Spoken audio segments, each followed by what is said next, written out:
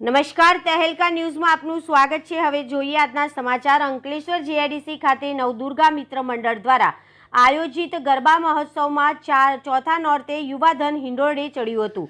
ગુજરાતનો ગરબો વિશ્વમાં આગવી ઓળખ ધરાવે છે। નવરાત્રિ પર્વ આવે એટલે ખેલૈયાઓમાં નવો જોશ, ઉત્સાહ, ઉમંગ, આનંદ છલકાઈ જાય છે। માં નવદુર્ગાના આરાધનાના પર્વ એવા નવરાત્રિ શક્તિ પર્વની ઉજવણીમાં અબાલ વૃદ્ધ યુવાનો સૌ ભક્તિભાવ સાથે આસ્થા શ્રદ્ધાપૂર્વક જોડાય છે અને અંબે માની આરતી ઉતારી મન મૂકીને ગરબે ઘૂમે છે। 9 દિવસ સમગ્ર રાજ્યમાં નવલા નોરતાની શક્તિ પર્વની ધામધૂમથી ઉજવણી થઈ રહી છે। નવરાત્રિ જે શબ્દ સાંભળતા જ સૌના મગજમાં સુંદર આભૂષણો, માતાજીના 9 સ્વરૂપ અને સૌના પ્રિય એવા ગરબા ગુંજવા લાગે છે। દર વર્ષે આવતા તહેવાર આમ તો સમગ્ર વિશ્વમાં ગુજરાતીઓની ઓળખ છે।